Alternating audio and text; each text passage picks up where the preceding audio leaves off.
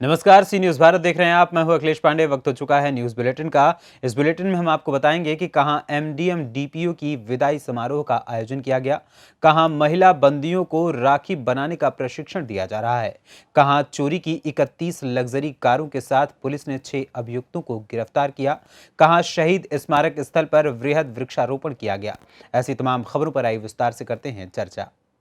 आजमगढ़ जिला पंचायत सदस्य पूर्व अध्यक्ष शिवली नेशनल कॉलेज निवर्तमान राष्ट्रीय सचिव समाजवादी छात्र सभा श्री पप्पू कुमार यादव को 3 अगस्त से 4 अगस्त की शाम तक थाना कंधरापुर पुलिस द्वारा हिरासत में रखा गया था। पूछने पर बताया कि प्रदेश के मुख्यमंत्री योगी आदित्यनाथ का कार्यक्रम हरिहरपुर में लगा था, जिसकी वजह से पप्पू कुमार यादव को अंडर कस्टडी लिया गया था। वहीं पप्पू कुमार यादव ने प्रेस नोट जारी करके बताया कि यह लोकतंत्र की हत्या है।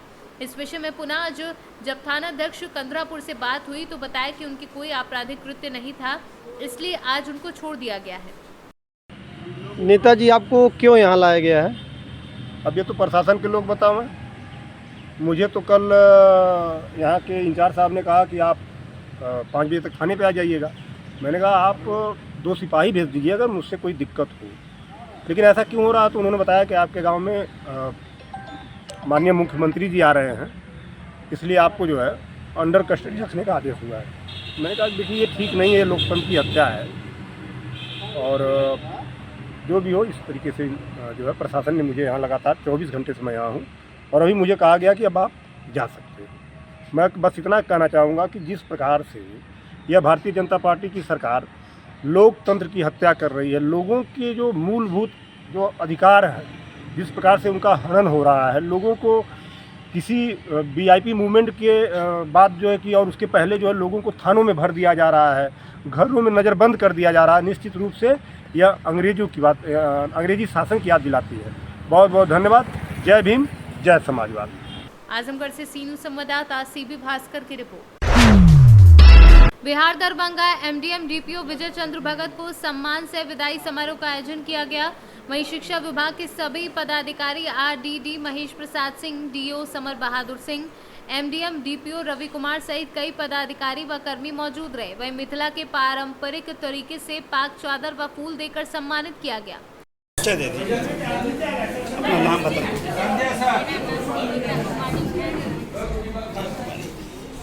मैंने ये बताइए कि सर आज सेवानिवृत्ति हो रही है, इनका आज विदाई समारोह यहाँ शिक्षा डिपार्टमेंट में रहा। इतने साल से ये अपने कार्य में लिप्त रहे। आप कैसा फील कर रहे हैं? क्या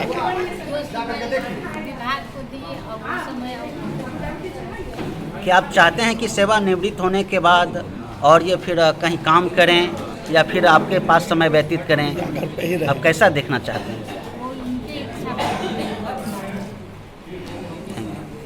आपका शुभ नाम?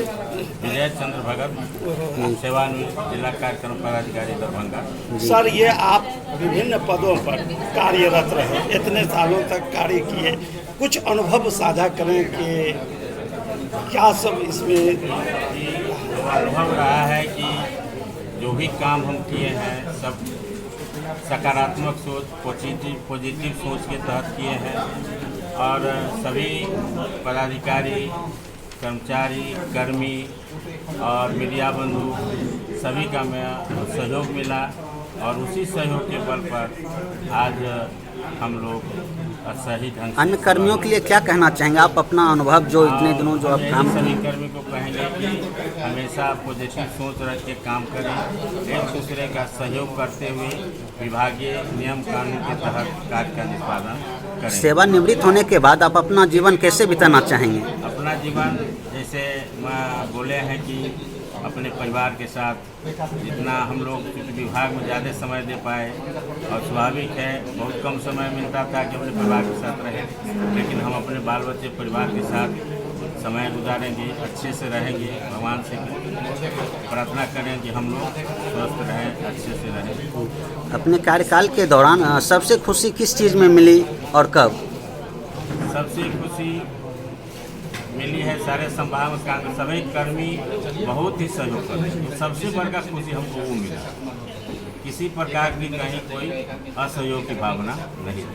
दरभंगा से सीनू संवाददाता राहुल कुमार सिंह की रिपोर्ट। प्रधानमंत्री नरेंद्र मोदी के आत्मनिर्भर भारत को बनाने के सपने को साकार इंदौर की केंद्रीय जेल में किया जा रहा है, जहां जेल में बंद महिला बंदियों को आत्मनिर्भर बनाया जा रहा है। इस मौके पर सेंट्रल जेल अधीक्षक डॉक्टर अलका सोनकर ने बताया कि पिछले 10 दिनों से महिला बंदियों को राखी बनाने का प्रशिक्षण दिया जा रहा है, जिसमें 2 एनजीओ काम कर रहा है, जिसमें एक उज्जैन की संस्था संगिनी और दूसरा इंदौर की एनजीओ।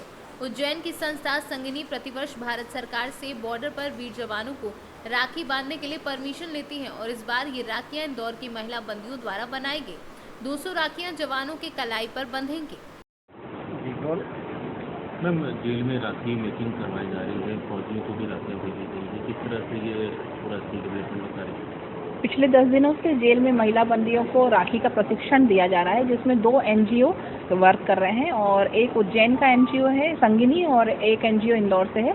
इनके द्वारा पहले महिलाओं को राखी बनाने का प्रशिक्षण दिया गया और उज्जैन का जो एनजीओ है वो हर साल जो है बॉर्डर पे राखी बांधने के लिए उन्हें भारत सरकार से परमिशन मिलती है, वो जाते हैं और इस बार हमारी जेल की बनाई हुई राखियों में से महिला बंदियों द्वारा बनाई हुई 200 राखियाँ बॉर्डर पे जाएंगी सिपाहियों को राखी बांधने के लिए। ये मटेरियल कहाँ से अवेलेबल करवाते हैं उनको और इसके अलावा भी और प्रोडक्ट? मटेरियल दोनों एनजीओ द्वारा हमें प्रदान किया गया, इसके अलावा कुछ जन सहयोग से लिया, कुछ हमने शासकीय भी लिया है और 200 राखी बॉर्डर पे भेजने के बाद में जो भी हमारा राखी बनी हुई है उसको हमने अपने जेल के आउटलेट में बाहर रखा हुआ है, जिसको आम व्यक्ति भी बाहर से परचेज कर सकता है। और भी प्रोडक्ट बनाए जाते हैं? इसके अतिरिक्त और भी प्रोडक्ट जो जेल में निर्मित हैं, जिसमें जूट के बैग हैं, मैक्रम के बैग हैं, तोरण भी है, इसके अलावा पर्सेस रखे हुए हैं, दरी हैं, चादरें हैं, वो आउटलेट पे अभी उपलब्ध है और राखी के 2 दिन पूर्व बेसन के लड्डू और आटे के बने हुए शुद्ध लड्डू भी वहाँ पे रखे जाएंगे। ये आत्मनिर्भर भारत को लेकर बिल्कुल आज़ादी का 75वां अमृत महोत्सव के उपलक्ष्य में सभी देशवासियों सहित हमारा, चूँकि बंदी जो है जेल में ये छूट करके जब बाहर जाएं, ये आत्मनिर्भर बने, अपने पैर पे खड़े हो सके, इसलिए इन्हें छोटे छोटे स्किल डेवलपमेंट के कार्यक्रमों से जोड़ करके इन्हें हुनर कौशल विकास का एक रूप के तहत बहुत सारी चीज़ें सिखाई जा रही हैं। तब जब ये बाहर छूट के जाएं तो ये कम से कम अपना रोजगार स्वयं अर्न कर सकें। इंदौर से सीनू संवाददाता सुरेश बैरागी की रिपोर्ट। रायबरेली में पुलिस ने एक बड़े कार चोर गिरोह का पर्दाफाश किया है, जिसमें पुलिस को 31 चोरी की गाड़ियां बरामद हुई हैं। साथ ही इन चोरियों को अंजाम देने वाले 6 चोरों को भी पुलिस ने गिरफ्तार कर लिया है। देखिए, आज एसओजी की टीम ने कोतवाली पुलिस की मदद से गोरा बाजार के पास से चोरी की करीब 31 गाड़ियाँ, जिसमें नए ब्रांड की क्रेटा, होंडा सिटी, बलेनो और अन्य कई गाड़ियाँ भी शामिल हैं। ये गाड़ियाँ बरामद करने में सफलता प्राप्त की है और इस बरामदगी के साथ इसमें 6 लोगों की गिरफ्तारी की गई है। इन 6 लोगों ने पूछताछ में बहुत से ऐसे तथ्य जानकारी में लाए हैं जो बहुत कारगर हैं। ये गैंग गाड़ी चोरों का बहुत एक बड़ा गैंग है और ये जो गाड़ियाँ चोरी की गई हैं उनमें से काफ़ी गाड़ियाँ जो कनेक्ट हुई हैं वो एनसीआर रीजन से कनेक्ट हुई हैं। दिल्ली, गुड़गांव और नोएडा के आसपास के इलाकों से चोरी की गई हैं। लखनऊ से भी कुछ गाड़ियाँ चोरी हुई हैं और इनका जो कंजम्पशन है, इनका जो इन लोगों ने जो दिया है, इन गाड़ियों को बेचा है, वो लखनऊ और उसके आसपास के जनपदों में कई लोगों को इन्होंने बेचा है। ये गाड़ियाँ रिकवर होने के बाद जब इन मुलजिमों से पूछताछ की गई है तो उन्होंने अपनी पूछताछ में ये बताया है कि उनके पास गाड़ी चोरी का बहुत ही एडवांस सिस्टम है। लैपटॉप के थ्रू या एक इंजन कंट्रोल मॉड्यूल होता है गाड़ी के अंदर। आजकल ये सारी स्मार्ट गाड़ियाँ हैं। जब ये किसी गाड़ी को टोटल लॉस में ख़रीदते हैं, उस गाड़ी का जो सैशी नंबर होता है वो काट के निकालते हैं और उसी गाड़ी का ECM भी निकाल लेते हैं और ECM किसी भी गाड़ी का आप समझिए दिल होता है और उस ECM की मदद से वो किसी भी नई गाड़ी को, उसी ब्रांड की गाड़ी के, अगर क्रेटा का ECM उनके पास है तो दूसरी क्रेटा को बड़े आराम से ये खोल भी सकते हैं, ऑपरेट भी कर सकते हैं और उसकी सहायता से उस गाड़ी को चोरी करके और तुरंत उसका नंबर प्लेट बदलते हैं ये लोग और उसको अपने इनके जो कुछ गराज हैं जिनको आइडेंटिफाई कर लिया गया और जिनके विरुद्ध कार्रवाई प्रचलित है, वहाँ ला करके वो सैशी नंबर बदला जाता है। गाड़ी को थोड़ा डेंट पेंट करा करके उसको ब्रांड न्यू गाड़ी बना करके जो सेकेंड हैंड कार बाजार से वहाँ खड़ी करके इनको बेचा जाता है। इन गाड़ियों के पेपर भी बनाए जाते हैं ताकि खरीदने वाले को शक ना हो और पेपर जो रजिस्ट्रेशन पेपर जो नकली व्यक्ति बनाता है वो भी पुलिस की गिरफ्त में है। उसका प्रिंटर भी हमारे पास है और उसके पास से इस तरह के कई फर्जी रजिस्ट्रेशन कार्ड, जो स्मार्ट रजिस्ट्रेशन कार्ड होते हैं, उसके पास से बरामद हुए हैं। इनके कॉन्टैक्ट आरटीओ ऑफिस में भी हैं, उस बिंदु पर भी जांच पड़ताल की जा रही है। जो वांछित व्यक्ति हैं इसमें कई लोग जो गैंग का सरगना और उसके साथ अन्य कई लोग जो हैं उनकी सरगर्मी से तलाश की जा रही है और अन्य गाड़ियां भी इस पूरे सिलसिले में और रिकवर होने की संभावना है, जिसको हम रिकवर करने का प्रयास कर रहे हैं। रायबरेली से सीनू संवाददाता इंद्रेश कुमार की रिपोर्ट।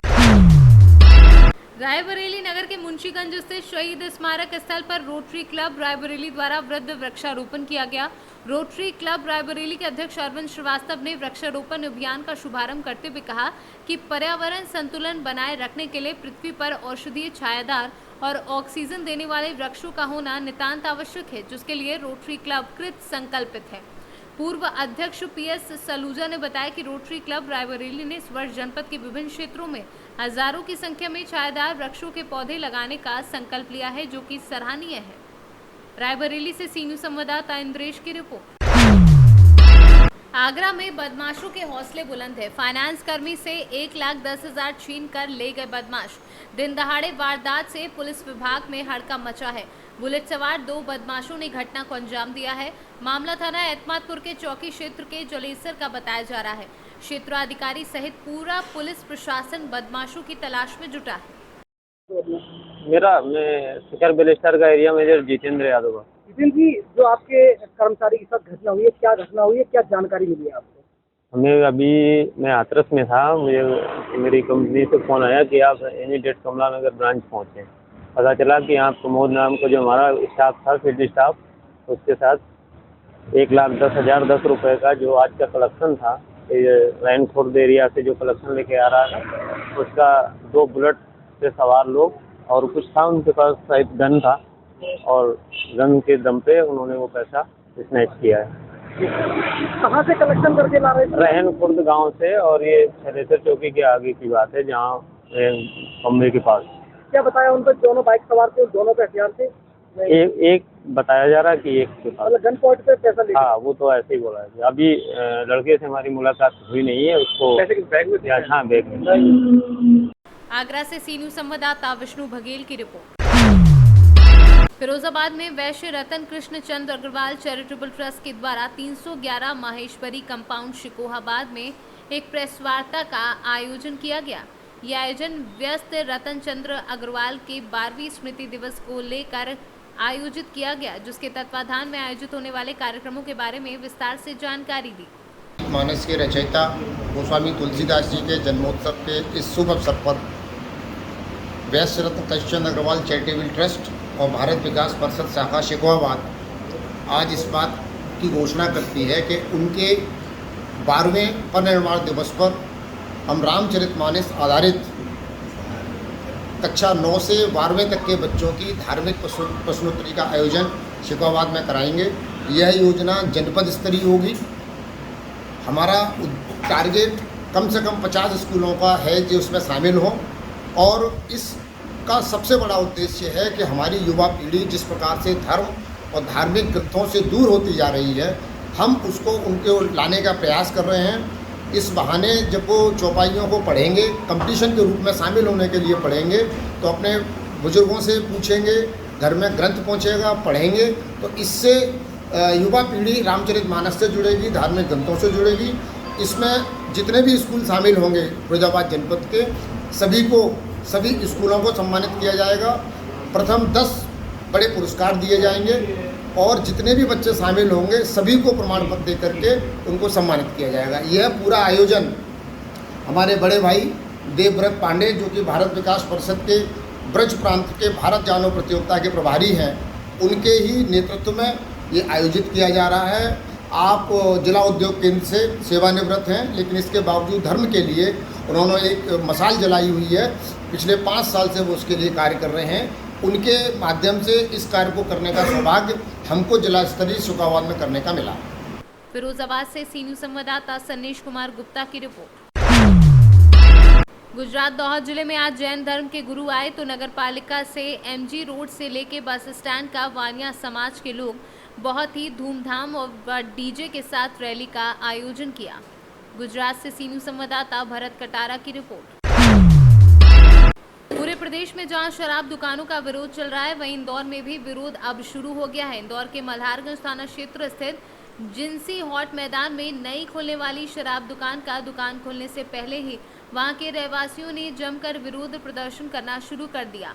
हॉट मैदान में पुरानी शराब दुकान को अब नए स्थान पर परिवर्तन किया जाना है, लेकिन रहवासियों का आक्रोश है कि यहां रहवासी क्षेत्र के बीच शराब दुकान नहीं खोली जानी चाहिए, जिसको लेकर महिलाएं इसके विरोध में उतर आई हैं और हाथों में लाठियां लेकर जमकर प्रदर्शन कर दुकान खोलने का विरोध कर रही हैं।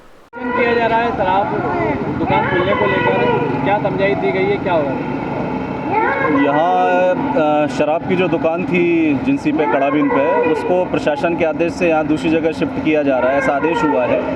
तो इसमें जो क्षेत्र की लोकल महिलाएं और जो जनप्रतिनिधि हैं वो कुछ इसका विरोध कर रहे हैं। तो अभी वो उसी स्थान पर बैठे हुए हैं, उससे उठ के ये लोग मेन रोड पे आने की कोशिश कर रहे थे, तो उनको समझा दिया गया है, वो वापस चले गए। और आगे क्या इनको समझाइश दी जा रही विरोध की? समझाइश तो हमको द्वारा बता दिया गया है कि आप इसको प्रदर्शन तो अपना कोई बात है उसको शासन के स्तर पे प्रशासन के स्तर पे आप रखें, यहाँ प्रदर्शन करने से कुछ नहीं होने वाला है। मेन रोड पे यदि कोई आएगा तो उसके खिलाफ वैधानिक कार्रवाई की जाएगी। इंदौर से सीनू संवाददाता सुरेश बैरागी की रिपोर्ट। आज एनएमबी ग्राउंड हेलीपैड ललितपुर में निशुल्क चर्म रोग एवं बाल रोग शिविर का आयोजन किया गया, जिसमें डॉक्टर कुलदीप वर्मा चर्म रोग विशेषज्ञ एवं डॉक्टर दिव्या पिपरिया बाल रोग विशेषज्ञ द्वारा कैंप में आए हुए मरीजों का निशुल्क इलाज किया गया। निशुल्क कैंप में लोगों ने बढ़ चढ़ कर हिस्सा लिया। कैंप में मुख्य रूप से राम सिंह प्रजापति, बैरवाड़ा वाले मॉड्रिक हेल्थ केयर ओनर एवं राम कुमार सरवन फार्मर एवं राम कुमार सरवन फार्मास्यूटिकल एवं इमरान खान व अन्य लोगों का पूर्ण सहयोग रहा। ललितपुर से सीनू संवाददाता महेंद्र की रिपोर्ट। फिलहाल के लिए इस न्यूज़ बुलेटिन में इतना ही। देश दुनिया की तमाम खबरों के लिए देखते रहे सी न्यूज़ भारत। हर खबर आपके साथ, आपके हाथ।